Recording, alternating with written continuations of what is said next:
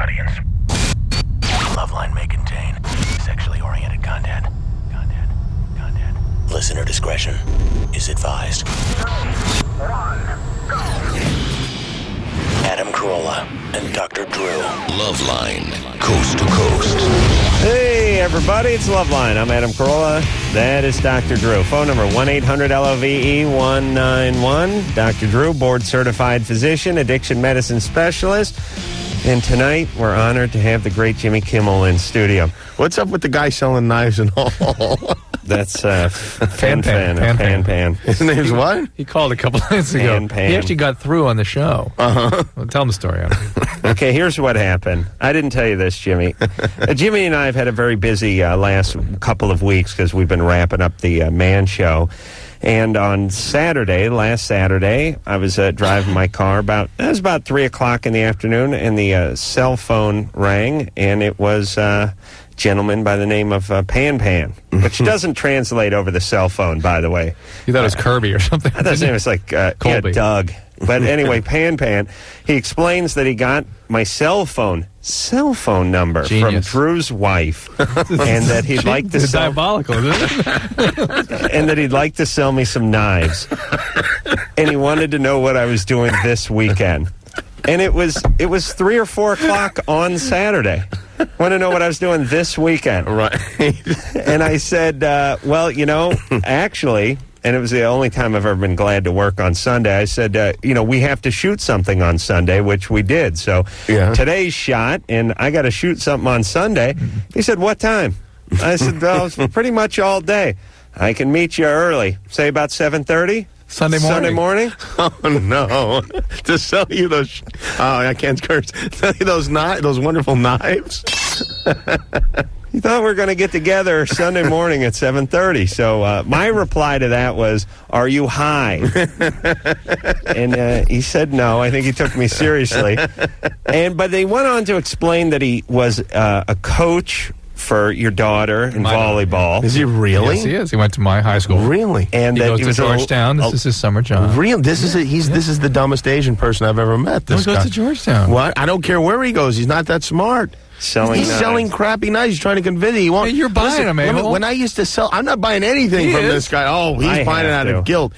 When I used to sell candy bars for Little League and that kind of thing, if people I'd leave instantly if people didn't seem interested. It'd be like, you want to buy some chocolate bars? Well, not. Oh, that's okay. You don't have to buy. You had appropriate. But I've told him to kill himself with the knives. I mean, I've gone through a number of things that he should do to. Well, wait. People don't understand. He's here tonight. He's here tonight with the knives, so we probably shouldn't be making fun of him.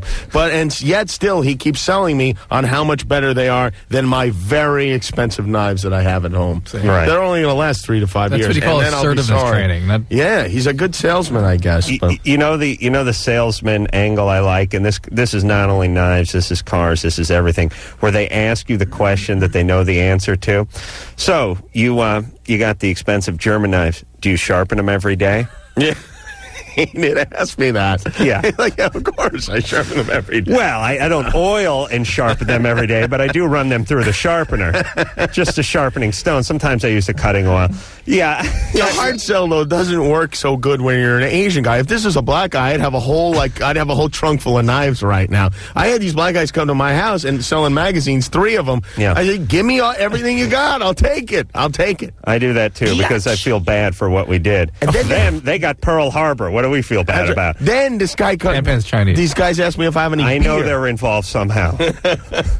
They asked me, these guys that sold me the magazine, if I had any beer, and it wound up, they came in my house, and we started having beers in my house, me and 3 young black guys, and my wife comes home, she's like, what is going on in here? See, that's what this guy needs. Oh, no. I bought 3 magazine subscriptions from this black woman who came to my door. I've not seen one of them. That was about 5 years ago, and I bought 4 years worth on all 3 of them. I did the same thing. I got one of the 7 magazines that I ordered, and it comes about 3 weeks after it hits the newsstands. What is with the two of you that we've been on the air 4.5 minutes, and you've insulted every major ethnic Well, we're group. not insulting to the blacks. We're saying we feel bad, so we'll buy anything from them. Yes, I will give a little extra consideration. Right. The Asians, however. The Chinese guy is bound for Georgetown. I don't feel bad for, but I'm still. I'll buy a knife off him because he came out here. Thank you. Yeah. And he makes a good sell. He'll buy a knife to kill your wife for giving the cell phone number out. Can you believe she gave my cell phone number out? That's excellent. But she was just trying to get rid of it, right? I mean, that's a desperate move. You know who needs knives? Adam. He's got 2 homes. Yeah. Yeah. He needs 2 sets. He needs a set for the car. Well, when this all came up, he went on a 15-minute diatribe about the knives he gets at restaurants. Yeah. Well, Adam does a lot of cooking at the house, too. I don't like it when you go to a steak place and they give you a butter knife that's serrated on one side he to cut needs the knives. steak. I know you don't I like don't that. like He wants that. No, you in don't. his car, his luggage, he needs knives. Yeah. Right. I like to travel with I can knives. see it at the airport it's now. great. Why don't you just travel with Pan Pan? He'll have whatever kind of knife you need. I would like to talk to Pan Pan about dropping this knife selling business for the summer and just being my personal valet. The name, and I would love to, because the guy's name is Pan Pan, I'd love to say, I'll get Pan Pan right on it. You'll have to speak to Pan Pan. He's honest as the day is long. He'll take care of you. We know that. He gets up early. He's bold as hell. He's not scared to call a B/C celebrity on his cell phone cold. All right. So and Jimmy did take some interest in the cleaver that Pan Pan was showing over there. Oh, no kidding. Yeah, but it weighs like 9 pounds or something. Well, that's, you don't just drop it on the I whatever guess you're so. cleaving. Yeah. All right. Nice. So Pan Pan may make a sale yet. Jimmy was cutting some rope. We'll in see. there. We'll see. We'll negotiate with Pan Pan. Why is it when they demonstrate knives, they cut anything but food? They got an engine block. They got aluminum can. They got rope. Anything but a food he chopped product. into rope. Yeah, I like if he made me something to eat, I might have bought something. He's like, and look at this, you could use a sandwich. Watch, let me cut through this beer can. Right. Oh, yeah, make me a sandwich. Maybe I'll buy the thing. Give him some ideas. All right. Pan Pan, go out and get some luncheon meats. You might have a sale. All right. Well, There you go. all right. So Jimmy, what are you here plugging? What are you talking about? I don't know if you've seen a program called Drew, have you seen this? I know you're on the internet chatting a lot, but it's called The Man Show. It's on Hysterical. Comedy On Central. television, The Man Show. Best show. Yes, says Governor Well, that's Jesse just Ventura. the governor saying that. Well, if it weren't for him, that drop, I never would have heard it mentioned. Yeah. Except except every 5 minutes. It is hysterical. To the point that the Dr. Drew has made some very comical appearance on the show this season. Oh, yeah, actually. thank you They for have that. not been aired yet, but they're very good. You did very thank you. good Well, work. thank you. God bless Yeah, you. you could dump this whole thing. You and Pan Pan hit the road. Song and dance team. Throw knives at you. You could throw scalpels at him. Well, I'm thinking about a new 12-step organization. Adam's going to be it will sort of be fashioned after him. as a matter of fact. Thank you. So again, you're talking about what show, Jimmy? The I'm Man Show. Man Show. Which is, it's a program for men, hence the title, The Man Show. And the host of the show, I'm one of the hosts of the show, and then Adam Carolla, a very funny gentleman. I don't know if you're familiar with him. Super but talented. He's also on the show. Did you guys see, by the way, I'm going to I'm going to take you off topic here. 'Cause talking about you guys and your improv abilities, well, my favorite part of the show is where you guys answer questions from the audience and stuff. Did you see You Don't Know Jack? Haven't seen it yet. They asked me to host that show, actually. Both of you I would've- wisely said no. No, I think both of you were doing great on that. Yeah. Yeah, that's what I said. I said wisely said no. I think it's doing really well. I Yeah. thought, who's going to watch that? Yeah, I It's guess. us. No, I thought it was great. I thought it was great. Oh, no. It's courageous. I haven't seen it, but I'm going to go with it sucks, too, because Because you aren't the host. I don't want to feel like I made a mistake, you know? Pan gave it one cleaver down. I love that Pan. I question him on that. Why can't they just call you Pan? Are there other guys in your family named Pan? Is there a Pan Senior, Pan Junior? Be you like Pan the Third? Seems like maybe he should sell pans. No, and he said it's a term of endearment. It's like Ling Ling. The That's a panda. term of endearment? The real name is Ling. Right. You say it twice. It's like I really do think this. I'd like someone to get on the internet and figure this out. I swear to Christ, Pan was the name of the panda bear that was on the Brady Bunch cartoon series. Whoa. Remember they had those crazy No. panda Is that bears? No, I don't even remember. The Brady cartoon Bunch had a series. cartoon series, Yeah. and there's like a couple of panda bears and a magpie that could fly around using like a sorcerer magpie. Was everyone high back then? Okay. Did your wife buy knives from him? oh yeah. She did. How many? I asked him. I wish. Pan, how many? Hold up whatever fingers you have left. Wish you buy 2 knives, 3 knives. Oh my God. 10 knives? 10 knives. Oh my God. You better get another show, Drew. All right. Anyway, 10 o'clock, Comedy Central, Sunday nights. Rachel, Yeah. You're 22? Yes. What's up? My situation is I was having intercourse with my boyfriend, doggy style, and he stuck his finger up my bottom. Mm-hmm. And well, it's just been making me feel kind of weird. And What do you mean by that? Is it still in there? You mean you have a persistent weird physical feeling or a weird emotional feeling? Emotional. You didn't like that he did that? I didn't know. I think I just didn't know how to feel, so it kind of worried me, and I just needed to know, like... You liked it, but you don't think you should like it? Well, I think it made me feel awkward more than the fact that whether I liked it or not. Mm-hmm. How long have this guy been your boyfriend?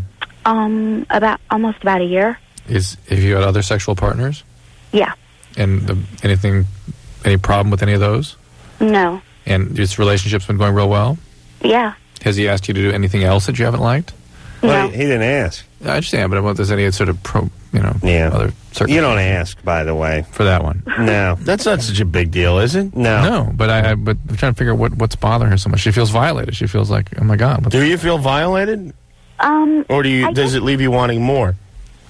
No, I guess I Jimmy, you've been on that man show set way too long. Well, no, maybe she's worried he's going to take the next step. And I was like, that's how guys are. Let me try this out, see how she responds, and then we'll go to... Yeah, if you don't tell him that you don't like it, he may try the next step. Right. Right. Well, Big toe. Yeah, I think he kind of wanted to, but I just kind of said, that felt weird. All right. And And he stopped? Why can't you be more honest that, hey, I really didn't like that? I've got to try. But she's not saying that. She's just saying... I just didn't have time to process it, and then later on I just felt embarrassed bringing it back up, so I didn't bring it back up, but I left with him knowing I thought it felt weird. And he was like, well, but did it feel good? And I'm like, I guess. I don't See, I don't Jay, know. this is the same thing Adam and Jimmy are doing. They keep going to, well, then it must have felt good. You're just ashamed of the fact that it felt good. I'm saying you didn't like it. You're embarrassed. You're violated. You're surprised, and you don't know how to express all these feelings to him. I suspect you're even angry. Maybe delighted. How long? I agree with both of you. How long does it take to process a thumb in your ass, by the way? Was it the thumb? Was that a 3-day period? How long does that take? Which finger was it? Do you know? I think it was the middle finger. You're going to have a talk with the finger, that's all. Why can't you begin telling him how you're feeling and see where it goes? Okay. Because it doesn't sound like you felt great about it. No, I didn't. That's why I'm calling you. It sounds like you felt awful about it. And it's caused all sorts of ambivalent feelings about him, and you better just see what those are. And I suspect until you start telling them what they are, you're not going to figure it out for yourself. And here's the answer. If you tell him it's no big deal, but if you stew about it and start screaming at him about other stuff and cutting him off sexually and everything, then it turns into a big deal. So just go tell him. Yeah. Okay. All right? Okay. So I guess my question was, is that atypical, or is that... It's adventuresome, but it doesn't mean anything. Okay. All right? Okay, thanks. All right. It's not that adventuresome, though. Well, Jimmy, what would be adventuresome? Oh, I guess like a safari up your ass would be adventuresome, but yeah. Camel. That's not that big a deal, though. A finger in the ass? In yours? Or? Van. Come in here for a second. You ever put any rope up there, Fan? Oh, wow. Well, you just did give us a finger, not in the ass. Eric, he really knows how to make a sale. Eric, you're 29. What's up? Hey. Hey, Guys. hey. Show on radio. Thank you. So first thing, Dr. Drew, I'm a nurse, so I just want to say I hope you write nice and legibly. Yeah, I wish I did. Hold on. Hey, Eric. Yeah. You know how, male meter maids like to be called traffic enforcement personnel? Okay. Don't you male nurses have some sort of euphemism for your job, too? It's funny Homosexuals. you ask that, because I've been saying that since I've been a nurse, because nurse is an outdated term. When I tell people that I'm a nurse, they think of a nurse what a nurse was 100 years ago. No, now they call them patient advocats. Right? Really? Yeah. No, I haven't heard that. Yeah, or patient. I got the word advocate in there. That's a step in the right direction. Patient care specialist. Patient care Biggest specialist. magazine. I Right? like that, patient care specialist. Yeah. Because I've been trying to think of a new term for instead of nurse. You can just go with the traditional gay. I fight that stereotype constantly. Really? Use turn it into some sort of initials that people can't decipher, and it always makes you seem smarter than they are. Patient care specialists, you probably get more empowerment out of that too, because it suggests that you have specialty services within a hospital system. Well, yeah, which is true. That sounds good, yeah. What about assistant doctor or vice doctor or something like that? Because they've got that, the physician assistants. There are physician assistants already out there. All right. Well, what's your question, Eric? Okay. Well, first of all, Adam, I know that you hate computers, but are you aware of the endless vault of internet porn that you're missing? Yeah, I'm told they try to lure me over to the dark side of computers on an almost weekly basis by promising me more porn, but I won't go for it. It's also, you got to remember, for Adam, everything is a question of what's the path of least resistance. Oh, okay. And so much porn lands on in your desk, in your house. His pants. Oh my God! I go to the man show. Oh yeah, it's like you could build a shed out of the empty porn boxes. Yeah, it's bizarre. Yeah. Okay, what is that? Well, okay. So speaking of the man show, here's the thing. Now this is going to sound like a joke, but it is not. Now, Adam, I think you'll like this because I remember you saying you used to work at McDonald's. If you remember a couple years ago, that old woman that spilled coffee on herself, got burned, and got $3 million for that. It was like 5-6 years ago, right? It was about 6 years ago. Yeah. That's correct. Well, I'm the guy that made that cup of coffee. Wow. No joke. Who was the woman? Estelle Getty. I don't recall her name. But I mean, what was she like? What kind of person was she? She was she was old. She was like 90. She was the passenger. She put this coffee between her legs and spilled it on herself and just sat in it, did not get out of the car. That's why she got burned so bad. Well, what do you need a vagina for at 90 anyway? To hold the coffee? Did you have to Is it just become a cup holder? Is that what happens to the vagina after, let's say, 75? They really should close it down. Did you have to get paramedics there and all kind of stuff? Or no. Well, okay, now here's the story. Now, see, what it is, I know that on the Man Show you guys have said that you can send in a tape and you might air it. So I'm wondering if this is something you'll be interested in. Oh, you have a tape of this happening? Well, no, I don't. But I can. You're going to do it to some old lady? I don't. No, I could make a tape. A tape that of a reenactment of you narrating? Yeah, sort of like that. Because here's the story: this woman, she comes through at like 9 o'clock at night, and she ordered coffee. Now you know, Adam, we have to keep fresh products. So at 9 o'clock at night, we don't keep fresh coffee. But Eric, hold on a second. I'm more interested in the tape you're going to make. Yeah, really. How are you going to make this tape of an event that happened 6 years ago? Oh, well, kind of what happened with this.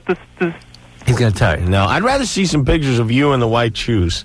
Yeah. That would be more entertaining. With a little hat. Right. Do you have to wear white shoes? Yeah. Yeah. All right, so what happened? So you made new coffee. So I had the headphones on. I hear her order coffee, so I run over and start brewing it fresh right away. So that's why it was so hot, because it was freshly brewed. Oh. So she gets up to the window. I hand it to her. She puts it in her lap, subsequently spills it on herself, gets upset, wants to talk to the manager.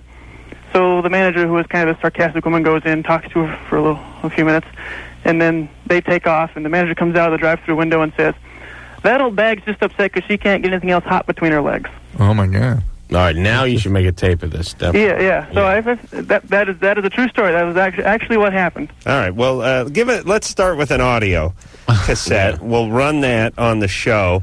Mm-hmm. And see how the viewers like it. I got a great poster for you, too. Oh, my God. Wait a minute. Now I got to hear his poster. I can't help it. What poster? Very fast. Okay. Well, he took a picture of me standing outside of this McDonald's holding a steaming cup of coffee with a big smirk on my face, and it says, "If you want cold coffee, go to Denny's."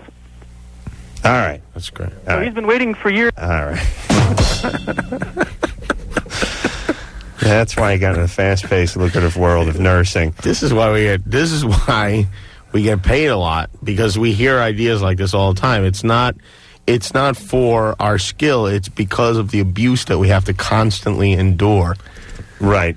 And I just had this thought about if I was a male nurse, I'd be wearing like some sweatbands and maybe like some blackout, under my eyes or something. I would really butch it up. Yeah. I'd try to take, they wear those like white polyester slacks with the flared bottoms and those horrible white sort of unisex shoes and stuff. Those earth shoes. They always have too much soul. What's up with the nurse? Where are they going? You know what I mean? Okay, they walk around a hospital, but construction guys walk around all day in boots. Why do they have to be so goddamn comfortable all the time? You can't go too macho, though, because then it looks bad. You know, you look like one of the village people. What you really do is, like, shave your favorite team's name into your head or walk around. Big G with the Green Bay thing. Yeah, that would be good. Or with a big foam finger, for some team. Something, one of those beer hats. Yeah. Something, and I have to butch up my uniform just a little bit. Hey, Jason? Yeah. You're 18? Yeah. What's up? Well, I first of all, I like to say that I love your show. Adam and Drew, you guys are great. And the Man Show. And, yes, and the Man Show. Jimmy, you're great, too. Thank you. Do you know the names of those cartoon pandas from the Brady Bunch cartoon? Yeah, I heard you say that someone should get on the internet, and I did as you told me. Yeah. And I found that their names were Ping and Pong. Ping and Pong, that's right. Pretty close to Pan Pan. Yeah, pretty close. Let's change his name to Ping Pong. All right, Ping Jason, Pong. thanks. Ping Pong. Yeah, no problem. Okay, and what about that magpie that flew around by its tail feather spinning around like a helicopter blade? Its name was Well, we'll put you on hold. We'll put you on hold. Look that up, all right? Marlin. Oh, Marlin, that's right. Or it was like Merlin the magician. Marlin, okay. yeah, it's right. Marlon. Thank you. And it looks like the guy named Larry Storch. Sure. Oh, sure, yeah. Larry Storch Yeah, was he- bewitched, right? F-Troop. F-Troop, yeah. He got the main billings for that cartoon because he had the Sure, he did those three voices. He Marlin, did Ping, Marcia. Pong. All right, Jason, thanks. Have fun not dating this weekend, okay? Thanks. Hey, and Jimmy, now with you as a guest here, we have burned through 2 calls that segment, so I want to thank you. The two of you are just really great radio Please, you're together. not helping people. Who are we kidding here? All right, I'm going to... I put a finger in my ass. I'm going to... Call the police. Ping Pong, I want you to make me up like what I would call like the vegan set. You know, a very light knife set, all right? And we'll take a break, and we'll be back.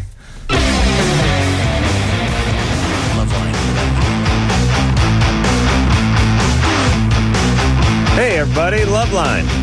I'm Adam, that's Drew. Phone number 1-800-LOVE-191. Our guest is Jimmy Kimmel. He, of course, is the co-star of The Man Show. Funniest show on television, according to Governor Jesse Ventura. Sunday nights on Comedy Central, 10 o'clock. And one of the repeats, Jimmy, Wednesday. They've been running them, right? Well, Thursday, Saturday? Yeah, we should just promote the Sunday, though. All right, screw that. Sunday nights, 10 o'clock. And also... we're also in Jane Magazine, it looks like. And here's how you know that we're doing well. We're on the same page as Moon Unit Zappa. That's right. We got to get a new publicist. I think Jimmy was telling them about the time he made me believe that the lead singer from the Dixie Chicks was in love with me. Was stalking him. Yeah, more than love. That was one of the best practical jokes of all time. You would enjoy being that. Well, I want to see the video footage of that. You guys if all only I hadn't filmed it. lost it, it would be What? brilliant. Yeah. I have a knack for losing things. I lost it immediately, though, in fairness to me, so it's almost like I didn't tape it. Yeah, it was great. One day we'll tell that story again. It was a great story. Yeah. The thing that was great is, the big submarine sandwich. And, It's on the best of coming up next week. He's gonna. Oh, it is. You're gonna review that whole story. All right. Okay. Well, listen next week, and is it Anderson? Is it with the Dixie Chicks? Are they No. in the studio, or am I just telling the story? You're telling the story to some girl that you're trying to impress, and it backfires. I see. Interesting. All right.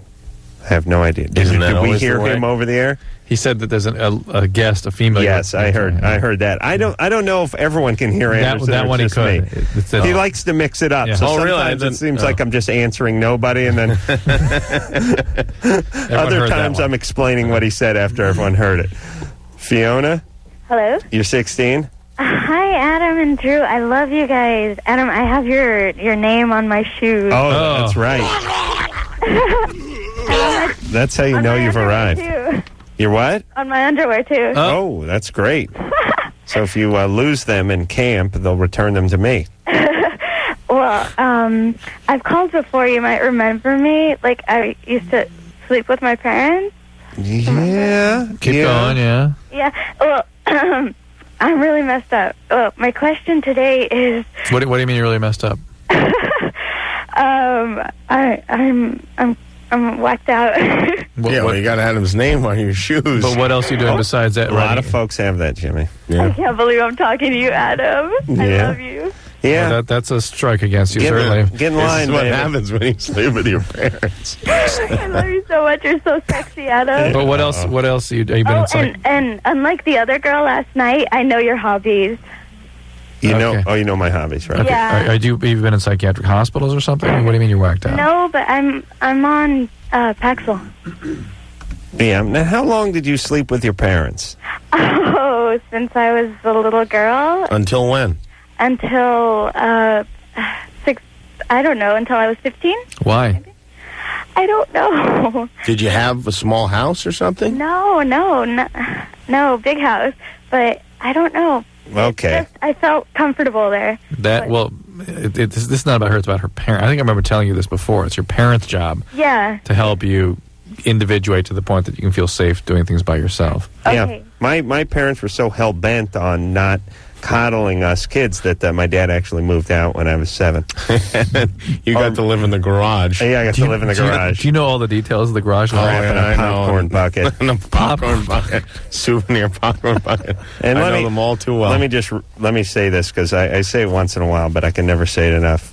Parents, if you're listening, you rolled the dice, and it came up snake eyes. Because now I got the radio show. Smart move. Smart. Yeah. You played the odds, but you got burned. Adam, Yeah? I really don't know what you see in Jimmy. He's like hairy and fat. How dare you? First off, we don't really have a physical relationship. You don't? not yet. No. We'll see what happens. You don't in understand, Cincinnati. Jimmy. Oh, he's been talking about that for quite some time. I guess it's just all fantasy at this point. Yes, it's still all fantasy. Wait till we get older. Okay, my question is, like when I was 7, and my little brother was 3. One time at band camp. Right. No, I used to masturbate in front of him. When he was 3. Regularly? Yeah. And how's he doing now? I don't know. That's why I'm scared, because he's going into puberty and he might remember, and I'm just scared. Well, did you masturbate till orgasm, or were you just sort of being provocative? Arousing. Just being provocative in front of Yes. him? What was going through your mind at the time? Do you remember? This is fun. And what were your sort of intention with it? Did you have one? Just to get excited, because it felt good. How much, But why him? Why did you need him involved I in it? didn't need him. Like, I just thought to myself, oh, he's a baby. He's not going to remember. well, maybe he won't. Well, kids will do these sexually provocative things when there's sort of trauma in the house, when they're hyper aroused because of, parents fighting or breaking up, or somebody on drugs, or something excessive going on. My dad was an alcoholic. Okay, well, that's the kind of thing. See, in my patients, sometimes their kids will act out for a short while. They'll masturbate at school and stuff. And there's sort of these bizarre, That's sort of wrong? aggressive acts. Not after 9. Oh. But before that, not Yeah. after 2. But, no, they will do these strange acts, She has sort a of sexually provocative. very chipper, though, Goldie Hawn type attitude towards her insanity. Yeah, she's very jovial about her disease. I like that. I wish more crazy people. I've said many times, I miss the crazy people who thought they were Napoleon instead of the guys who want to put a broken bottle in your spine at the park. I'd like to get back to that day where you chase around with big Just nets. making pronouncements in the park. I'm Napoleon, and a guy in a white suit would chase him with a net. I like that kind of crazy. Yeah. That fun, innocent crazy. All right, so look, tell Fiona what to do real fast, and we'll get another call. I didn't hear a question. Oh, She doesn't have one. she doesn't have one. Your brother's fine. He doesn't remember. This is not nearly as bad. It's not about you so much as what else was going on with your parents. That's the big issue here. And you know you've got some issues. You might want to get some therapy because this stuff can be treated. All right. I want to talk to this vasectomy guy. Scott, Yes. you're 29? Yes, I am. What's up? Hey, about 2 months ago, I ended up getting a vasectomy, and my nuts ache every day. And it's really bothering me. Wow. Yes. That doesn't sound good. No, it doesn't. Are you taking any anti-inflammatories or anything like that? They put me on that about, actually, it was probably 2.5 months ago that I had it done, but about 3.5 weeks ago, they put me on it. I went and had everything checked out because I felt it was a problem, and still no results. What was the I've constantly been kicked in the nuts. Oh, beautiful. What was the anti-inflammatory they put you on? To be honest with you, I do not know. Was it once a day, 3 times a day? Once a day. Vioxx? I couldn't quote it to you. They may want to put you on something stronger that way. They may want to treat you with some antibiotics. Well, what's going on with him? I don't know. They may want to do an ultrasound to see what's going on. It just sounds like inflammation, and whether there's inflammation and infection or just some sort of leftover inflammation from the surgery. But it's not. People that have vasectomies should not expect to walk around with painful nuts. That's not okay. Okay, so you should. You want to get that on a loop? Yeah, you should be a spokesman for the National Council of Vasectomies. No, you should go back to the doctor until you get some solution. I wouldn't leave. I'd be standing in the doorway till the pain subsided. Yeah. That's the worst ever. Doctors are very tricky that way because they go, it's going to hurt for a couple of days, get the F out of here, and then it should go away. So they clear everybody out. It'd be great if every business worked that way. Like if you fix cars, you go, it's going to drive like crap and leak oil for a few days. Go ahead, take it, get out of here. Give me some money. Okay, see ya. And then it'll probably clear up. It's great because you leave. You feel worse when you leave the doctors after they've done a procedure on you, and they gets them the money and it gets you out of there, Drew. Right? Whatever. I mean, but is there any other business that works that way where it's actually worse when you leave and it's going to be bad and you should pay me anyway? You know what I'm saying? No. Right. It works great. So, Scott, he told you it was going to be sore for a few days, and now it's been a few months. It's been too long, yeah. Right. So you go back. Okay. Keep going back. It's not okay that it hurts, okay? In the meantime, iced them. Yeah, you can ice. Might help. Really? Yeah, really? You tried that? I was kidding, but ice them. No, ice. No, it works. You never think that ice on your nuts would feel so good. Yeah. Really? Yeah. Right. Can you masturbate? Oh, very well. Oh, you can? That's what I love about guys. Of course. No problem. Would I be wasting my time calling you if that was a problem? All right. Drew, did Adam tell you about my terrible medical problem that I had? Oh, no. Is more blood out the We ass? should just headache during orgasm, HDO. Have you heard of this? Why did you tell me about this? I thought he talked to you about it. No, I didn't actually. I looked it up on the internet. But it needs to be worked up. I guess it's fairly common. If that's what it is. Well, no, it's gone now. You get a headache during masturbation. Oh, just not in sexual act, but just when you're by yourself. No, it was in the first time I got it was in the sexual act. Don't tell my wife. She hit me over the head with a pan. Pan? A Cutco knife?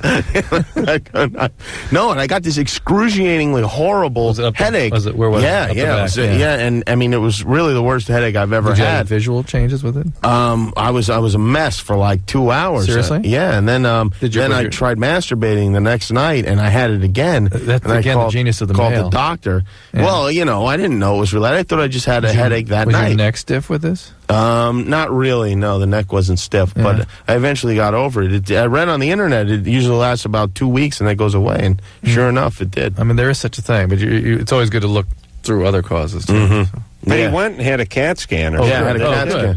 Good, excellent. Yeah, everything looked fine. Not bad. Relatively, anyway. All right, we were going to take ourselves a break. Jimmy Kimmel's here from the Man Show on when, Jimmy? Sunday nights at 10 o'clock, Comedy Central. Fantastic. Of course, Dr. Drew and you, and we'll be back after this. LoveLine, 1-800-LOVE-191. We'll be right back. Hey, everybody. This is it. It's the Love Line. I'm Adam Carolla. That's Dr. Drew. Pan. Hit the road. The knife salesman kid. Don't leave this. It scares me. Who's selling knives. You live me in a room with Jimmy and Adam and he's really swords. There you go, Pan. Phone number for Loveline, 1-800-LOVE-191. Jimmy Kimmel is our guest tonight from the Fox Sports pregame show. And, of course, the Man Show, Sunday nights on Comedy Central, 10 o'clock. Jimmy, are you going to play in the Dodger game this year? I was invited to play in the Dodger me too. game. What do you think? Going to go? We were both invited. Going to play? Adam was specifically not invited. I'd love to have to go to a wedding, unfortunately. I sent a team in to try to get him in. I did. Did you really? I knew he'd like it. Really? I sent a team in to keep him out. Well, it's a lot funnier. You didn't have to. Really, yeah. Adam's not welcome at Dodger Stadium. Not just for the celebrity game, but even as a spectator. Yeah, He's not allowed to wear blue. Well, I'll now become a crip. So I had a little problem there a few years back, and I've not been asked to play in it again. And it's too bad too, because to get out on Dodger Stadium. It's great. Drew and I love it. We love it every year. We really enjoy it. Drew, you don't even play though. You go there and tell them you don't want to play. Yeah, I go because I want to get my kids out on the field, let them meet the Dodgers. I love the batting warm-up part. He likes to shower with the guys. It's fun just to hit a ball in Dodger Stadium. That's the fun part. But it's great when you're standing in line and that jackhole Tony Danza shoves his way to the front, and then he puts on a little show of, his batting, and then he demands a wooden bat because a real player wouldn't use an aluminum bat. He takes 2 cuts with a wooden bat and goes, "Where's the aluminum?" And Corbin Burnson and throwing his curveballs. Who are the other a-holes of that group? And they don't have any real celebrities anymore. They used to be like Billy Crystal and Tom Selleck and guys like that. I mean, in years past, they used to play at night, and they'd play a good long game, and there'd be like, John Wayne out there and stuff, and it's fallen apart. It really has. It's not even worth going to. That's why I don't go. Think how different it would sound if he were actually going. The greatest celebrities on earth going. Steve? Well, what's the name of the guy who didn't let me play again? Jack Gilardi. Jack Gilardi. Jack Velarde, was it? Velarde or Gilardi? I think it's Gilardi. Gilardi. Jack, you always have an open invitation to kiss my hairy ass. He's been in bed for 4 hours. Yes, cramping into a bag. Steve? Yeah. You're 25. I am 25. What's up? I love your show. I listen all the time, and you guys rock. Thanks, Steve. Adam, you the man. Oh, you got a good question. You want to know what? I do have a good question. You want to know what Jimmy? I got through. What Jimmy did on Kilborn a few weeks ago. He was on Kilborn a few weeks ago, and he was dressed up as who was it, Jimmy? Richard Simmons. Richard Simmons, yeah. And you stood up, and I don't know. Did you?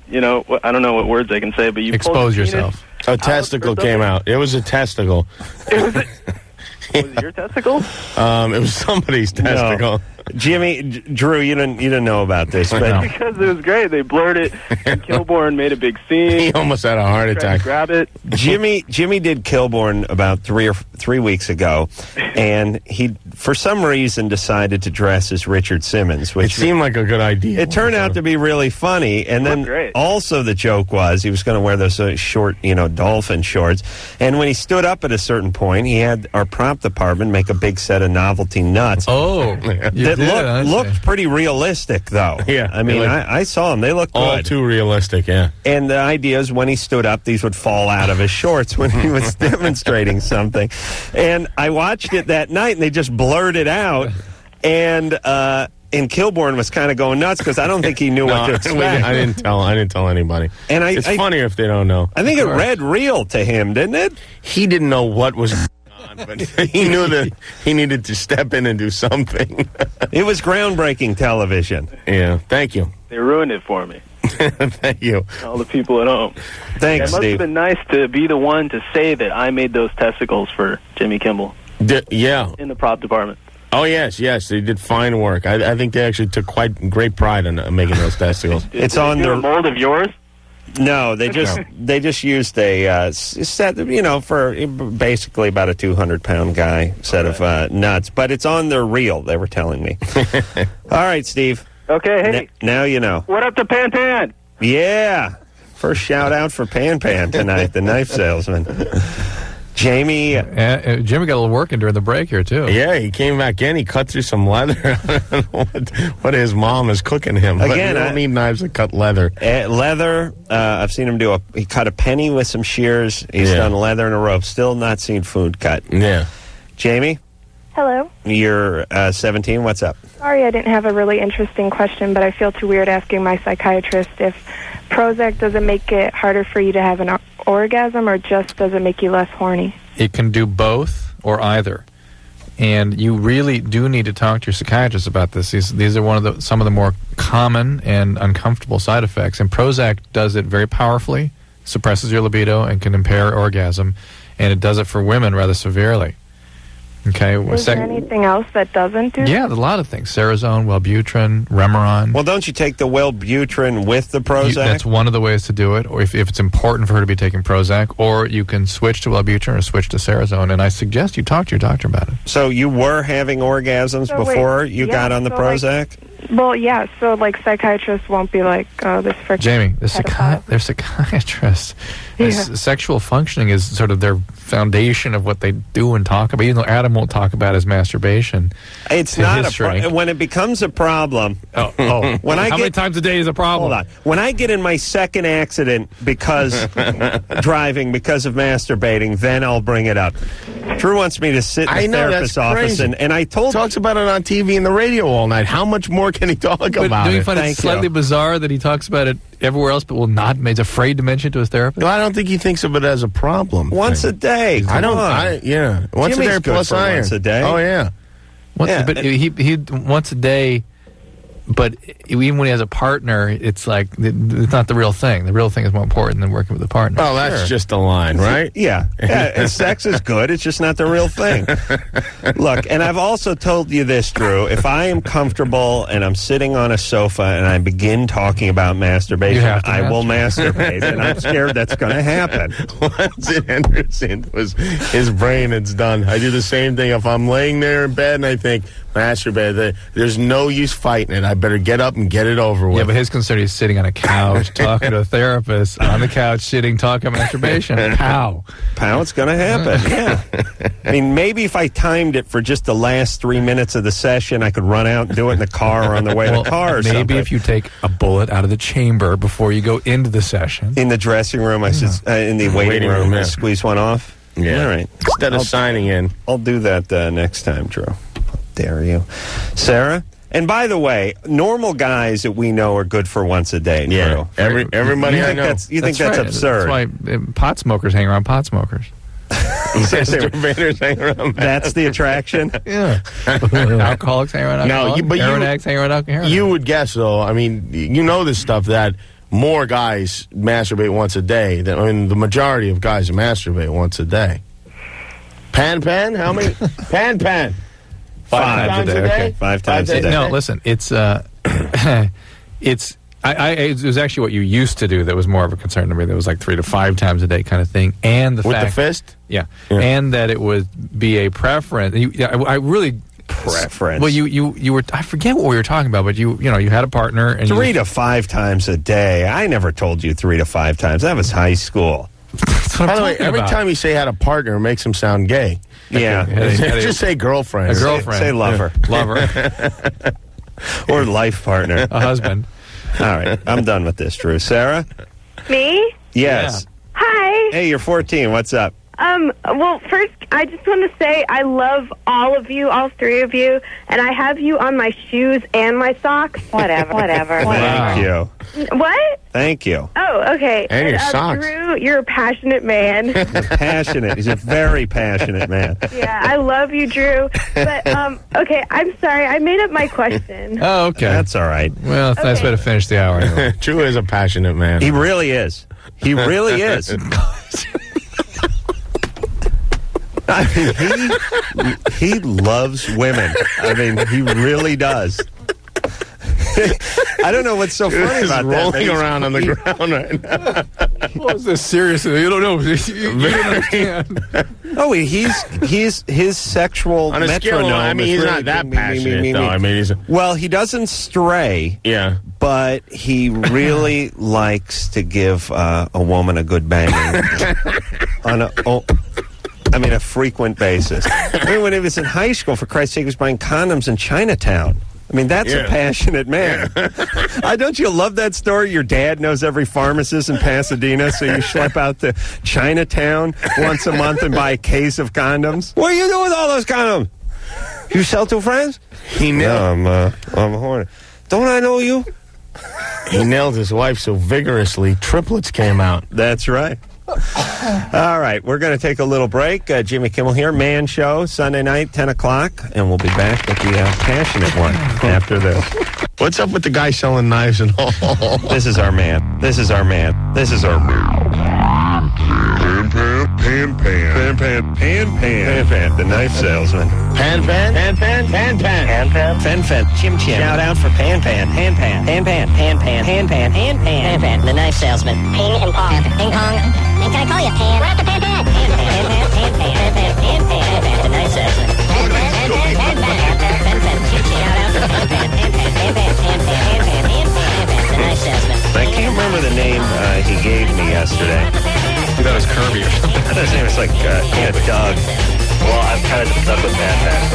ahead and stuck with Pan. What's up with the Pan? Pan wouldn't cover it? Ling.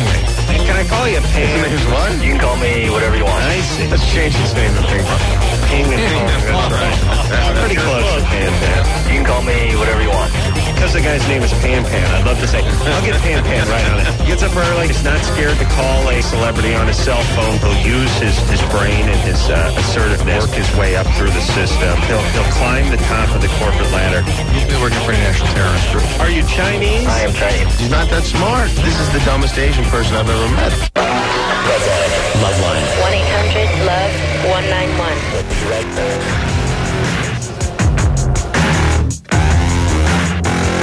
Yep, it is Loveline, everybody. I'm Adam, that's Drew. Phone number 1-800-LOVE-191. Jimmy Kimmel's our guest tonight from The Man Show. Sunday nights, 10 o'clock, Comedy Central. Best show on television, according to Governor Jesse Ventura. And, of course, coming up soon with the... And other wrestlers. Fox pregame. Yeah, other wrestlers like it, too. Like who? Roddy Piper. Oh, really? Yeah. Yeah. We met him, didn't we? No. Who was the one that I was met up? him. Randy Savage is up here, that's right. Oh, yeah. Remember that? Yeah. Oh, maybe. Yeah, there he is. That's him, all right. Even he sounds like he's doing an impression of him. Yeah, it's Randy Savage as Randy Savage. Yeah, in the Randy Savage story. All right. I told Pan I was going to buy 2 cleavers from him. You did? 2 cleavers? One for Jimmy. One for me, one for you. And that wasn't good enough for him. Really? Oh, he's not done with you. He went right for the catalog. I said, look, 2 cleavers. There's nothing that's going to be good enough for him. He's one of these persistent guys. He's relentless. What is he studying there at Georgetown? International relationships. Really? Oh, my God. Pan. Which country is he representing? I hope not ours. Pan? He just did the shape of the country. He's going to be working for an international terrorist group. U.S. something. No. Yeah. Spell it out again. United Arab Emirates. Pan is spelling things out like he's on the sideline of a USC game. China? He did C and C. Oh, is it? CCCP. All right. Okay. Yeah. You can't go over there and represent him from China? You have to do it from the United States? He's angry. All right, he's going to sell me these cleavers. Here's my prediction for Pan. He'll graduate Georgetown in like 2.5 years. He'll work his way up through the system. He'll use his brain and his assertiveness. He'll climb the top of the corporate ladder, and his wife will kill him. When he's trying to sell her some knives on their honeymoon. With one of those Cutco knives. With the knife. Rose? Rose. I am not only obsessed with the 3 of you, but just, the show in general. But since I'm older, I don't have you guys on my shoes, sorry. But I do pay attention to everything that you say. So with your permission, before I ask the question, I'm just going to run through the list of the stuff that I know about you and Jimmy. It sounds like you're like next door or something. Yeah. I practically am because I'm in Culver City. Oh, come on out and buy a knife. What do you mean stuff you know about us? Okay, so I listen to the Kevin and Bean show every single day. So I totally miss both of you from the show. Oh, and for those of you who are not from L.A., that is the flagship station that carries the show. It's the morning show where Jimmy and I first met and fell in love 6-7 years ago. Exactly. And you met each other at Bodies of Motion because Jimmy was needing to box and you were boxing there. That's right. I know that you lanced a boil yourself. Where was it? Adam did it. 2. Oh, that was it was carbuncle or whatever. Right. Where was it?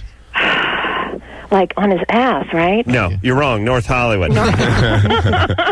It was almost in my asshole. Okay. Almost in your asshole. You hesitate like you were saying it gently. Almost in my asshole. Do you realize that I had to bounce a beam from a flashlight off of a mirror onto the ass because it's the only way I could see it? Exactly. It's the way the Egyptians used to get light to the center of the pyramid. They theorize. I know that you played football. I know that your dad's a therapist. I know that your mom was pretty much emotionally absent and provided little structure. That's right. Wow. That's right. Of course, you like the porn and the big boobs, and you had the whole boobville going on. Oh, we had the boobville. Forgot about that. The masturbation and the napping is all, talk about that too much. Right. Well, you took care of both are today. obsessed with people that are able to fart on command. I think we both are. Yeah. That is being touched by the hand of God. They talk about people who are, clairvoyant, those people, the healers, but to me, it's the people who can fart on command. Exactly. I believe you were atheist. You did the Big Brother with Team, right? Oh, I was a Catholic Big Brother. Catholic Big Brother. No, Team was not my Big Brother. Team was that comes right after atheist. Team was the friend, right? Nate was my young ward, and Team was his fat Russian friend who started hanging out. Beaches ain't but hoes and tricks. Soak on these balls and leak on these. Doesn't quite remember doing That's that. one of your worst renditions of it. Thank God he captured that. All right. Well, anyway, Rose, I'm boring myself. So You're boring yourself. What? Do you have a question? Well, I know that since Jimmy and you are both geniuses, I'm curious to know what other projects you have coming up after the Man Show. We're building a gazebo. Aside from that, like movies or anything like that. You aren't at liberty to discuss this. No, we can. We're trying to work on a movie, and hopefully we're going to do it with Ivan Reitman. But, nothing's carved in stone yet. But it looks pretty good. And then we did this development deal with Comedy Central where we're going to try to do some more shows for them that we're not necessarily in. You're not necessarily Right. but you're just attached to them. Well, we'll produce them. Okay. Right. And Jimmy, how's your cousin Sal? Cousin Sal's doing well. He's a dynamite. He's a dynamite lady. Rose, I know these guys love to talk about themselves, but it's been about 6 minutes now, so we got to go. Thank you, baby. Thanks, Let me tell you something about Cousin Sal. We had his birthday over at the party house, which, by the way, is paying for itself, a couple days back. And Jimmy, because Jimmy's really... I got to take this time to talk about Jimmy for a second because a lot of people think he's an a-hole. No. But Jimmy is the most fiercely loyal, generous guy you'll ever want to meet. I mean, he will do more for a stranger than your own family will do for you. And if his cousin Sal, I mean, he's a moderately talented guy who's extremely funny and has a lot of good like mascot qualities. He's just a great guy to hang around with. And he was in New York doing nothing with his life. He was going to be an attorney, but Jimmy decided it was dead end, and he brought him out here, and he got him a good gig, and he's taken him under his wing, and Sal has really blossomed. And for his birthday, he got him Roddy Piper. He flew him in to come to the birthday party, and Sal's a fanatic about Roddy. Really? Boyhood idol. Yeah. Sal almost started crying when Rowdy it was a great moment. It was a great moment. Yeah. Sal's usually not at a loss for words, but he was like a deer in the headlights when Rowdy came out. Rowdy wore the kilt and the wrestling shoes, got him in a headlock. It was really a great moment. Crystal? Oh, hi. It's like Jimmy's the Make-A-Wish Foundation for guys who aren't dying. Who just want to have a good time. Anyway. I held out all week to be on the date Jimmy Kimmel was on, too. Oh, you did? What's up, all right. Crystal? What's up? I almost called yesterday, too. What's your question? I was masturbating with my baton. Toilet baton. Yeah. Oh, those halftime shows are getting really liberal. It's been a while since I've attended a high school football game, but a lot has changed. I've seen the ass tuba, but never the... All right. And I was wondering if I could injured myself if I put it in too far. Oh, yeah. Yeah. Well, isn't that why they put those rubber balls on the end of it so you don't cut? No. What are you doing, Crystal? Well, I don't see my boyfriend for like weeks at a time. Oh, okay. And I don't have a real This is why I want to make Adam talk to his therapist. Is for behavior. What are you, in that. high school or something? No. Well, I graduated. What do you do with the baton? I mean, why do you have a baton? Well, I used to be in baton when I was like eight and stuff. I was in parades. Yeah. Well, I think it's great. I mean, most people just throw those things in the closet. At least you're using it. Yeah, mine is like in my Alhambra bottle next to my bed. So. Huh?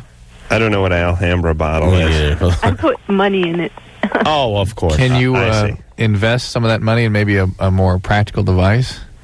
I don't know. You're not using one of those novelty wooden guns that the drill team uses. Chinatown and pick Good thing she wasn't a flag twirler.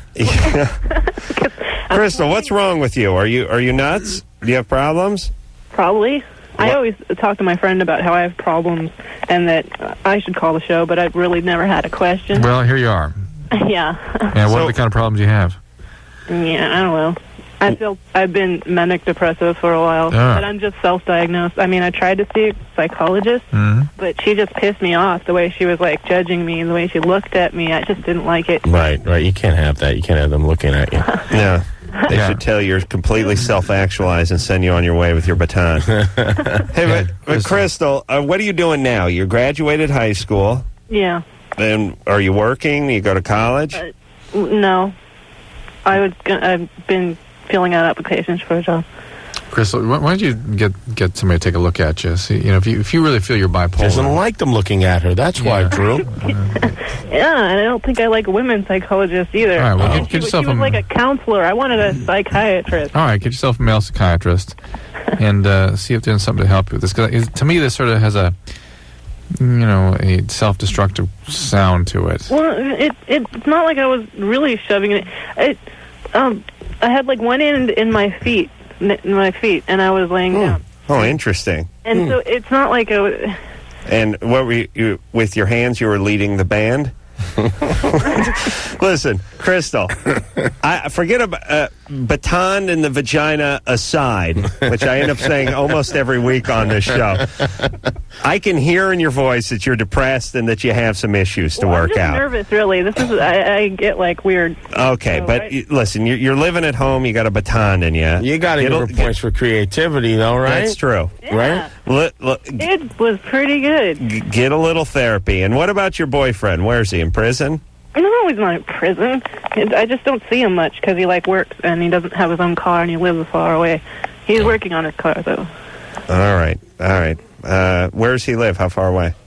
I don't know. Maybe try putting a pogo stick up you and you hop over there. Right. You don't know? I don't know. I've ridden the bus over there and I don't really pay attention in car rides. I just stare out the window. Right. Okay. How old is he? Even when you're driving? He's 22. All right. I don't trust him. I don't know why. Yeah, most of my friends say that. But I worry a little about you. Never met him. Is your dad around? Well, no. No. I used to visit him every Friday when I was littler, but then around 6, at 6th grade, I just didn't care anymore, and I didn't really want to go. And you don't like your mom?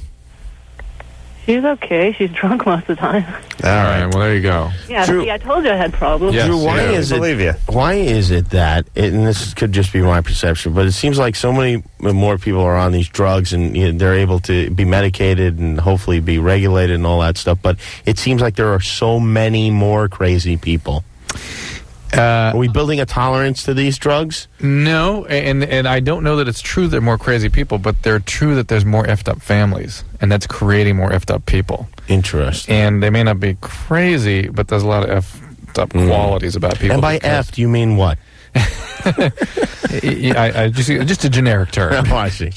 But that the behaviors, the lack of self-worth, the lack of ability to regulate. Because when I was a kid, there was one kid in the class that was crazy, the crazy kid in the class. And at like around 2 in the afternoon, he had to go to the nurse and take a pill. And then he'd come back, and we'd all make fun of him because he had to go take his pill. But there was only one. And now it seems like maybe there's like 26 kids that have to go take the pill, while the one normal kid sits behind. Well, listen, you ever see those Roach commercials for Raid? And they talk about how they have lay eggs and how they expand and how, you start off with one crazy family and they pop out a couple of kids and then they have a few kids and before you know it, it's like if you see those maps of World War II when they had the Nazi Germany taking over Europe, it's that kind of thing. It's just that big sea of crazy people that are producing kids. She'll have a couple of kids with her crazy boyfriend whose whereabouts she does not know, and then there'll be more crazy people. We used to live in a time when people were helped to contain their behaviors. Last 20 years, it's like, hey, let it all hang out. It's whatever you want.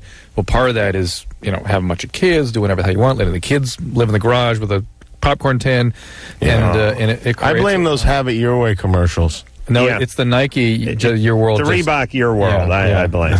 Yeah. Jason? Have it your way.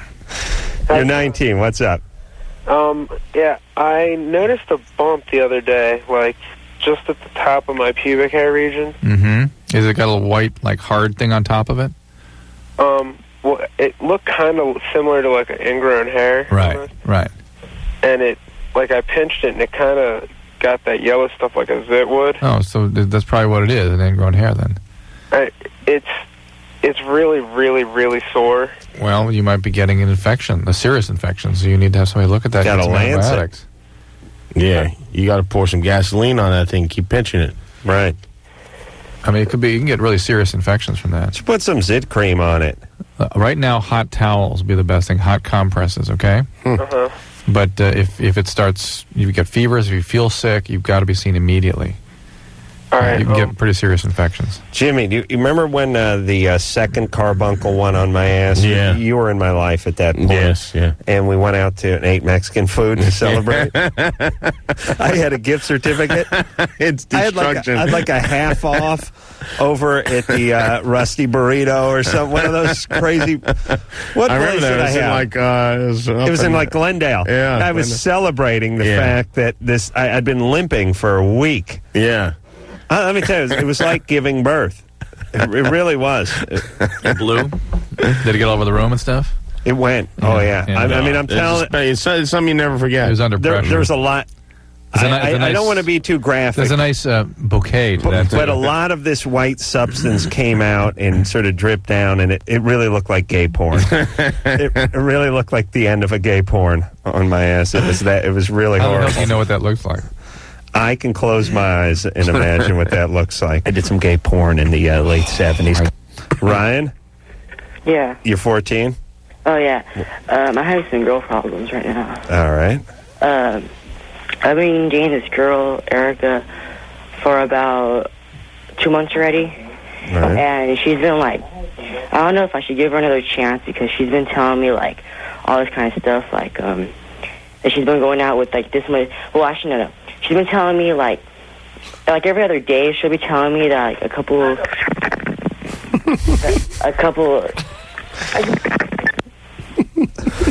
was that? I think Mom popped in. You know what I love about this show? I love the fact that it just starts at 10 and it's over at midnight. And it doesn't matter if we don't help anybody or if they hang up or they just tell these rambling stories with no end to them.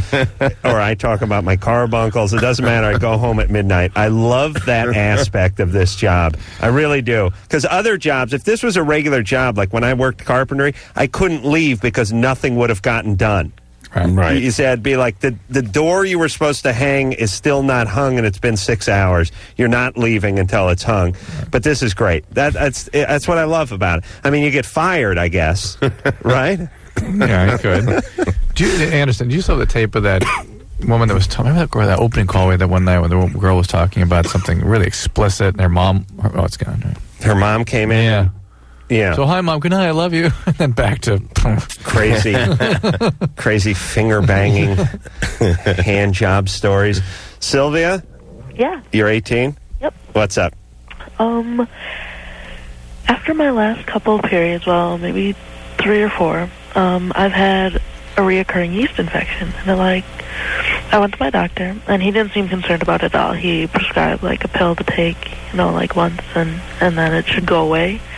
And he gave me a couple refills on it so I could, like, get rid of it. When was this? Couple months ago. All right. And so I, got the prescription when my yeast infection came back. And then the last couple times it hasn't, totally gone away. So I don't know what to do because I've tried the over-the-counter. Have you gone? No, the diflucan that they gave you is the most powerful stuff, so that's fine. Have you gone back to talk to the doctor about it? Not yet. Well, why don't you do that? Why can't you buy that under the counter? Diflucan? Or over the counter? I was reading, I didn't read the article, but there was a headline in the LA Times today that they're going to allow for internet purchases of drugs. So there may be some opening If that up. gets in the wrong hands, though, I mean, you could wind up never having any more bread. Yeah, kids with a tube of antifungal cream, they could really run amok. Start making pizza dough. 11-year-old gets hold of that diflucan, starts Look out. sniffing it with his buddies out in the alley. So Sylvia, just they're certainly well known that it can cause blood sugar problems, can cause recurrent yeast infections. Inadequate sort of eradication of the yeast from the diflucan can do it, but that's usually a very good medication. Other alterations of your immune system, if you have something else going on in your system, your body that hasn't been detected yet, and maybe it's not a yeast infection. There are other sorts of things that seem like yeast infections that are not, and so you need to get back there. And if this is a gynecologist you were saying? No, it's just my regular. It may be time to see a gynecologist. It's really it's like a whole ecosystem, the vagina, and if you introduce something new into it, it can destroy it. Or it which certainly is bizarre to me. Yeah, it sets up a whole new wildfire or something. It's like Yeah, it's like you hear those stories about some frog jumping on some freighter and going to some continent that doesn't have any natural enemies against it and eating. Like what happened in Louisiana. Yeah. Right. What happened in Louisiana? With the nutria. Those giant rats. Yeah, the guy who invented Tabasco, and McElhaney, brought in the nutria, these rats, these horrible rat creatures, to hunt them. But, he brought in like a couple of dozen, but they multiplied. No, he brought them in to do a fur business. Oh, he did? That's right. These are rats? I thought they were for sport hunting. No, it's like like hunting rats. Oh. No, now they're hunting them. Oh. So here's what it is. There's these giant rats. Yeah. I mean, they're sort of like a possum, but they're more like just a giant rat. Yeah. And they're called nutria, and they have fur that's kind of decent. And so the guy brought them in, I don't know, turn of the century or something, or maybe early in the last century, and he was raising them to use their fur. And then like a typhoon blew all the cages over, and they all got out, and then they multiplied like rats do. And now they eat roots, and the bridges fall down and stuff, and they're all over the place. And they're vicious. Horrible, vicious rat creatures that are running all over Louisiana, and they just keep multiplying, and they put like a bounty out on them, like $1 a nutrient. These geniuses have also tried to convince people they taste good. But they got pictures of cooking them and the big tails hanging out of the pot and stuff. It's terrifying. Yeah, here's the thing. I like eating stuff with furry tails. Not bare striped tails. Yeah. That's a rat tail or a possum tail. The prehensile tail. The tail that actually does something. That fleshy tail. Yeah, the fleshy tail. It's no good. I'm trying to think. Eat a nice monkey or something like that. Right, a nice furry tail. Yeah, or a cute tail like pigs. Pigs got a nice tail. Yeah. What do pigs even have tails for? Do they really need those? They're 400 pounds. They got an ounce and a half worth of curly tail hanging over their anus. What does that do? It's so the curly penis doesn't feel bad. Oh, yeah, they got a curly penis. Yep, they got a corkscrew penis and a curly tail. Maybe everything's corkscrewy on those pigs. All right, let's look into this. Somebody get on the internet. All right. When we come back, we're going to let's find a good call on there. Would you, Drew? The masturbation, the epididymitis. You want to do that one? These are the only two new ones we have up here. All right. Well, we're going to get the world's best call when we come back with Jimmy Kimmel Man Show, Sunday night, Comedy Central. LoveLine will be right back. Hey, everybody, it's LoveLine. I'm Adam Carolla. That's Dr. Drew, Jimmy Kimmel, and Fen, the knife salesman, is here tonight. What are we going to do with this guy? What we're going to do is just make a run for it. Listen. He'll tackle you. I told that joker I'd buy 2 cleavers off of him. Not enough. He told you. It's not enough. To the tune of $115 a cleaver. Really? Yes, and that's a lot of cleaver. No, you know what? You got to put your foot down. You can't give in to this. The guy calls you on your cell phone. Got to sell more. It scares me what my wife did. To come to your home at 7:30 in the morning. Hey, anti-venom. An antitoxin to venom. Right. Anti-venom. Here's what we were talking about during the break. Why is it that what comes out of a snake or spider is called venom, and the thing that they inject into you to cure that is called anti-venin? See, you guys thought it was boring what goes on in between the breaks. Where did the M go? And I'm saying someone just did that to confuse us people who don't like to think that much. Mike? Yes. You're 18? Yes, I am. What's up? Well, first of all, Adam, Jimmy, you're both brilliant men. Thank you. I have to say that I watch the Man Show religiously. All right, Mike. As a doctor, how does that make you feel, Drew? Makes me feel? And he declares us brilliant. Yeah, that's why I want to get right to the question. I don't want to waste any more time with this individual. Oh, okay, I'm sorry. Okay, but I'm afraid Dr. Drew's a genius, so I have to ask him. My question is, can you get epididymitis from masturbation? Yes, you can. Jimmy seems to have experienced this. I don't even know what that is. What is that, epididymitis? That's give me the book of it. Inflammation of your urethra. Your epididymis. Well, it's Often. right up under your nuts there. Did you just fart? No, I didn't. I thought I heard something. Sorry to disappoint you. Yeah, but holding up a big book, Drew, on the radio is... See that packaging center up on top of the testy here? This little cap gets right. inflated. How come the guys in the drawings always have a bigger penis than I do? Well, we'll just think of the probabilities. Jimmy just farted into the microphone. It's a small one. Here's the epididymis here, this big thing. Yeah, Drew, you're on the radio. You're disproving this guy's theory that you're a genius here. I have explained to Drew many times how visual aids do not work on the radio, Drew but he has refuses now to become listen taken to me. away by the male penis. He's gone into a real trance, yeah.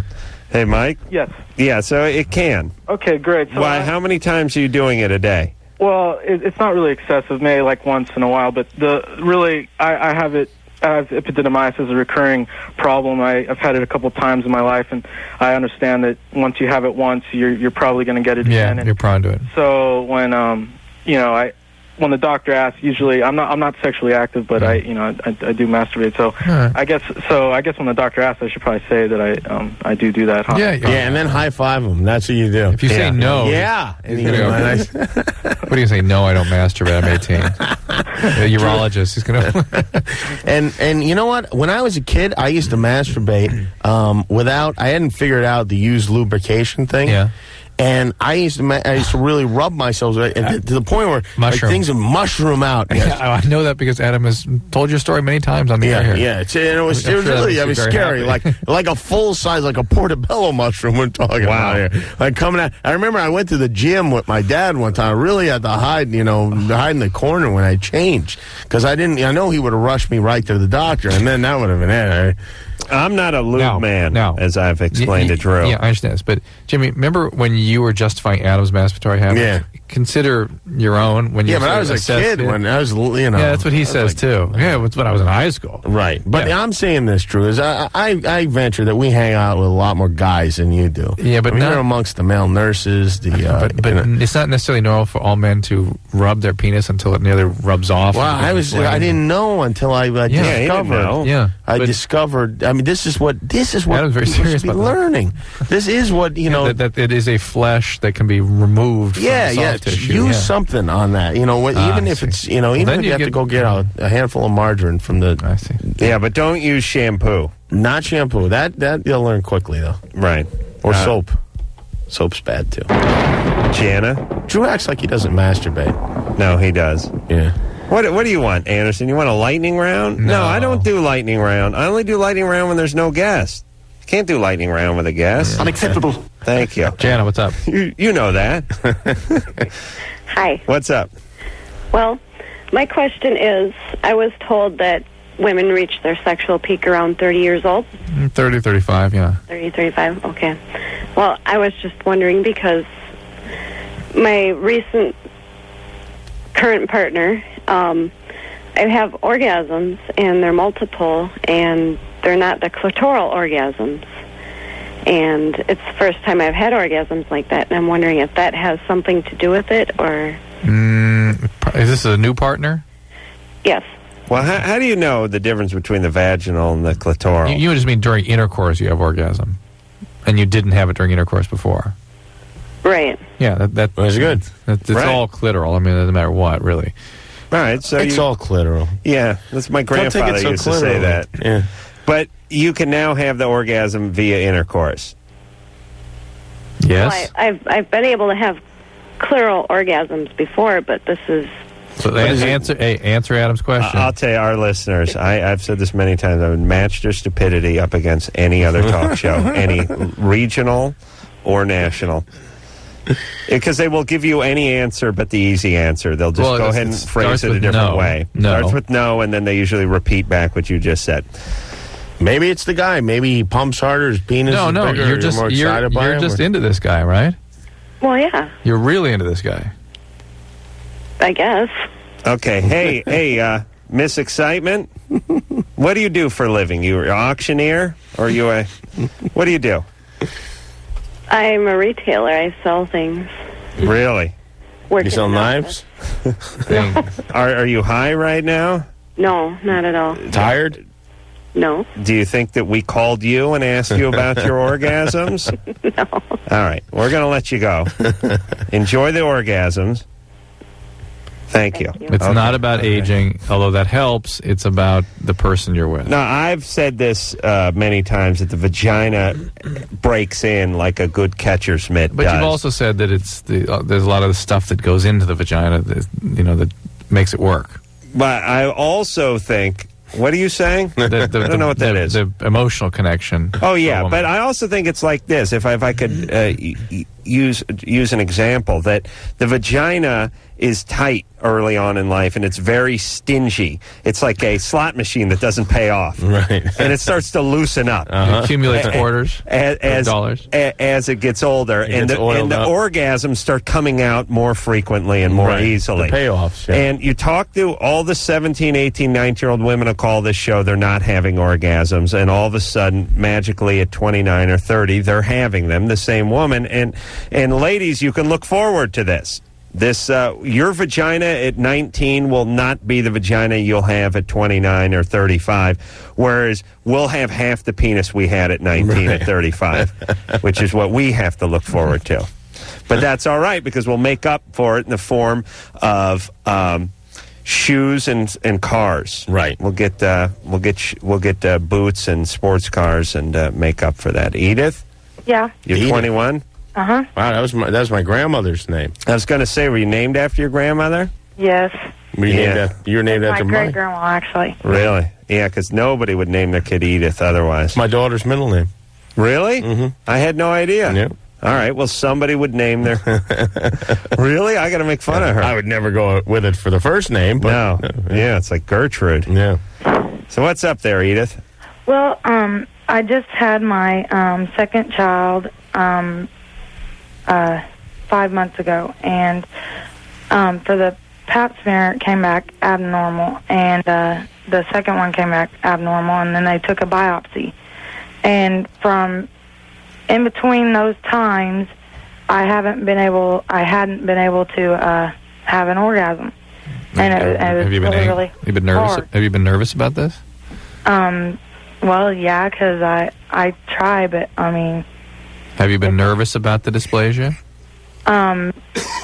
Yeah, kind of, but I really haven't, because I started having sex when I was 18. Are you nervous about the dysplasia? Hold on, Drew, I'm going to go take a leak, all right? Yeah, I'll ask You just one more keep time. banging away on the same question over and over again. Are you nervous about the dysplasia? Hold on, let me answer for her. I got my learner's permit when I was 15 and a half, and my daddy had a tractor. Now, I used to sit on his lap. And we keep going. We puff into our jugs, and we just have a good old time riding up and down, stacking hay, unstacking hay, stacking it up again. Edith, just say you were nervous, would you, so we could move on? She hung up on you. Okay, good. Well, listen. And by the way, any of you think that you're breaking my heart when you hang up? No way. That's more me time on the air. Michelle, Hi. you're 20. Yeah. What's up? I had a question about genital warts. Mm-hmm. I'm fortunate enough to have them on my anus. Oh, wow. Bad times. Wow. Hold on. Perfectly normal, perfectly healthy. I'm going to ask. Well, are they just on the anus? They don't go anywhere else? I'm not really sure. I think that they're pretty much contained in that area. And Is that where you've been having some activity? No, I was raped when I was 17. No. And I guess that's where I got them, because none of my other partners have had them. So. You think that's where you got them? Say it again. You think that's, That's the only one. Yeah, I think that's where I got them, because none of my other partners have put anything there. Were you sodomized when you were yeah. raped?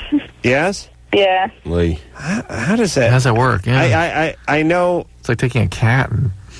No, I know this is... Ask every guy in prison. I guess. I can barely just have consensual straight sex sober. I couldn't imagine like holding someone down and first off, I know this gives them the erection, but how do you sustain and keep an erection when someone is like screaming and scratching you? I guess that's what gives them the erection. But then how do you do that against, you know what I mean? I couldn't get a dog to take a pill. Yeah. I couldn't figure that one out. Yeah. I couldn't get my dog into like one of those carrying cases to go to the vet before it died. Michelle? Yes. What happened with this? I mean, were you did you have a gun or a knife, or were you screaming?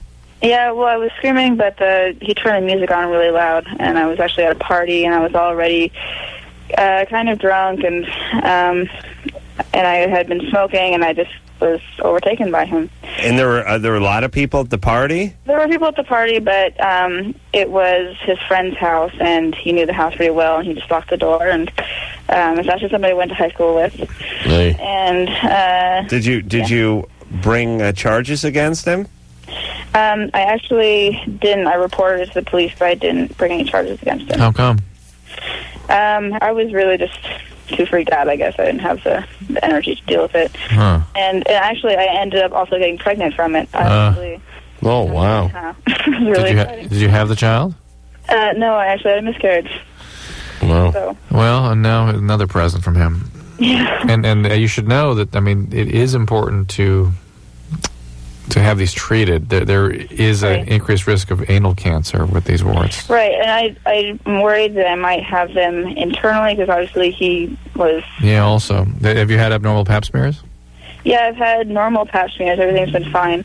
But I don't know how contagious are they, and what am I supposed to be doing? What am I not supposed to be doing? Condoms. Condoms the whole time? I could never condoms. Hold on. Condoms with the vaginal sex? Yeah, I would. Why? Because this guy also put his penis in her vagina. But she doesn't have warts there. Not that she can see. Not that I can see, and not that... But, I mean, if I carry it, like, what happens if we're just having sex and it... You know, his penis happens to brush against one. Like, is that contagious? Does that count? Yeah, it counts. And oh, that sucks. Yeah, but they get them controlled. They tend to sort of burn out. I brought out some data the other day where it showed that between 19 and 42% of people have these, so it's extremely common. Yeah, I don't. But not less than 1 in 5. When I have sex, that's why I try not to hit the sides. I thread it. I thread it right in. Yeah, you have no problem, dude. You notice that game where you take the ring and you pull it along that metal thing and then the buzzer will go off? It's the same theory. I can do that with my penis. It's like when I tore down that clutch, you know. That's right, threw a rebuilt kit on a slave cylinder. Hey, Michelle? Yes. That's a horrible, horrible story, and I'm sorry for what happened to you. I'm hoping... I'm a little worried. Did anything like this ever happen to you before?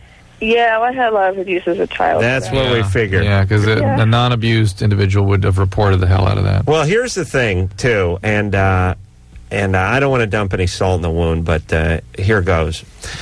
If you had not been abused as a child, you would have bit this guy's penis off. Yeah. Do you see what I'm saying? I do. Your dad or your family sort of gave you the victim posture, and this guy seized it. And kept it going, and it's sad that the people who get abused end up getting more abused. Mm-hmm. But you're 20, and you know you can do some therapy and take charge of your life. And listen, don't I don't want you to be ashamed of this, but you get the new boyfriend. Don't go into the whole rape with the anal warts story. They'll freak the guy out. Yeah, you know what I'm saying? Just tell me I had a frog as a kid. Tell me put a baton up there. Baton. All right. You need to be wearing condoms all the time. Yeah, and they're not necessarily forever, because there is evidence these warts kind of die off by themselves. Right, because it's last time I checked, or they checked, they said that there weren't any because they burned them off or whatever. Well, but the virus may still be present, and certainly the virus is present in the anus area, so just kind of be safe. I'll tell you, if I had warts burned off my anus, I would want more than a local anesthetic. I would want to be a national anesthetic. Yes, I was going to say I'd like my family to be out too. All my loved ones and friends, everyone to go under. I want it to be like just a black day. It would not be recorded. The next day, the paper would just have the following day. It would not. That day would be a day of numbness and sorrow. Right. Yes. Oh my God! Could you and all right, going to break. And the little poof of smoke that comes up. Oh, it's beautiful. Although that would be kind of interesting. It's a lovely smell. Yeah. There's got to be some good to it. There's got to be some good about it. What? I don't. It's like the carbon gum. There's got to be a certain amount of satisfaction that goes into destroying them. I like the idea of destroying things that are bad in any situation. Right. Maybe we could work out some sort of plan where we let Nutria eat the warts that were in the anuses and sort of find a good cause for them. Good Tabasco guy on the job. All right, we'll take a break. Jimmy Kimmel here from The Man Show, Sunday night, Comedy Central, 10 o'clock, and we'll be right back. Back in a minute. LoveLine will be right back on 100.5 The Zone.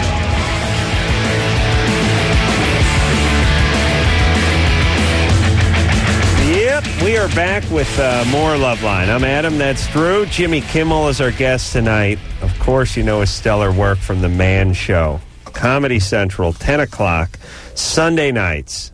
Find out what all the buzz is about. Not buzz created by Comedy Central, as I've not seen one goddamn billboard for our show. Another show for you that's not advertised. Adam, every show you're involved with does not get any promotion. What do you mean, MTV? Oh, you're right. They did nothing. And this show? No, nothing for this show. Man Show? No. In the past, we have had a billboard or a bus stop or two. But if you notice, Comedy Central will get behind a show or two. I mean, briefly. Briefly. They'll have a run. You'll see That's My Bush, and you'll see full-size billboards and Glick and all that kind of stuff. But you don't see a whole lot of The Man Show.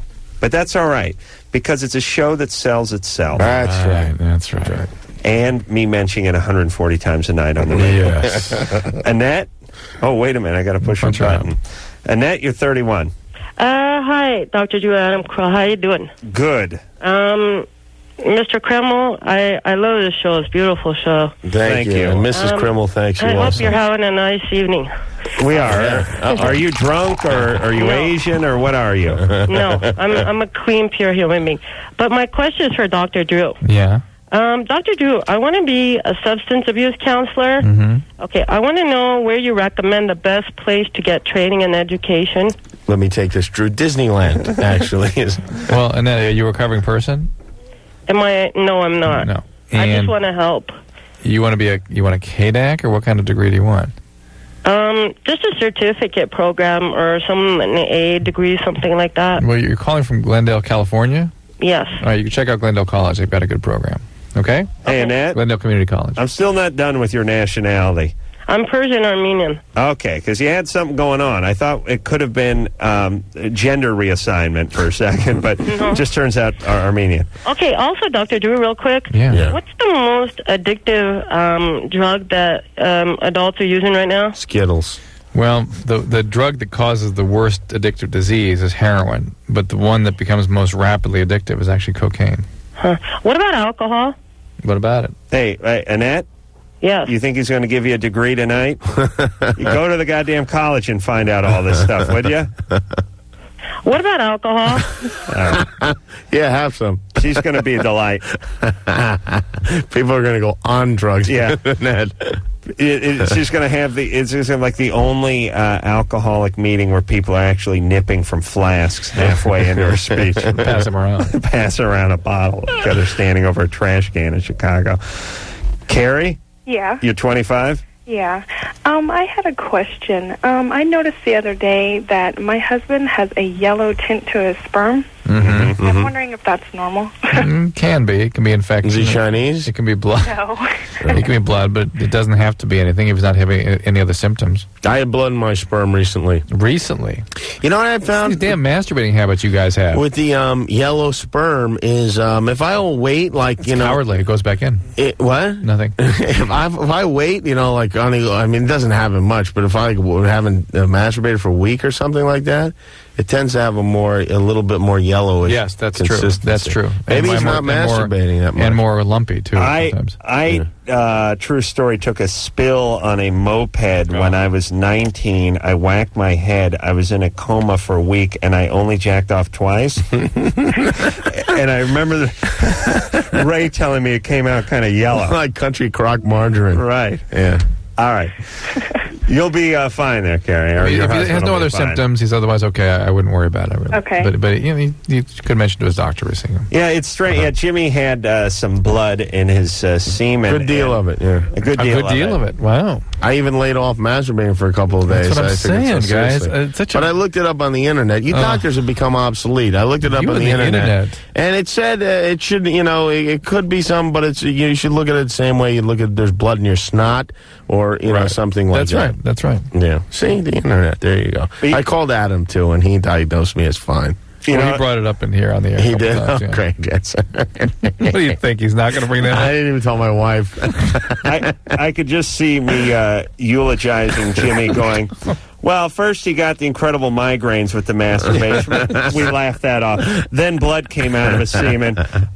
Who knew he was going to be struck by lightning while masturbating? What a way to go. I guess we, hindsight being 20/20, I guess we should have paid attention to some of the earlier signs, but what can you do now? I can't tell my wife any of these things because she will seize any perceived problem as a reason not to have sex with me. That's not her fault. Oh, no, we can't. You've got to, it'll become a whole deal. Right. Yeah, you'll give her some blood-borne disease through that. All right, let's take a break. We'll be right back. Hello, this is your radio. LoveLine will be right back. All right, well, fellas, that is it. I want to remind everyone to support our, and I think of Jimmy's a friend of the show. And as you know, we want to support our friends, so I'll tell you one more time. Comedy Central, The Man Show, Sunday nights, 10 o'clock. Well, you guys are terrific, and you're a terrific team. And, I really think this is going places. I'd like to see the two of you put the show on television. Oh. Well, we have talked about it. We're looking for the right... I don't know if that'll work. The right venue? Yeah. Well, we'll discuss it. All right, I want to thank...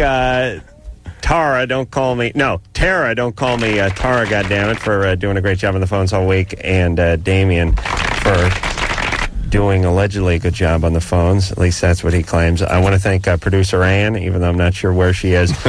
And, of course, Anderson, whose magic is done on a nightly basis behind the boards. And, of course, Lauren for bringing her dog in here and bugging the guests. So, until next time. And Pan.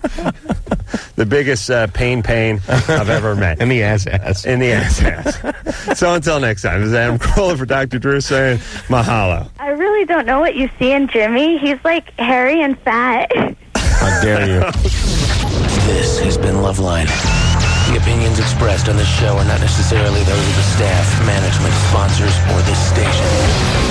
The producer for LoveLine is Ann Wilkins Ingle. LoveLine is a presentation of Westwood One Entertainment.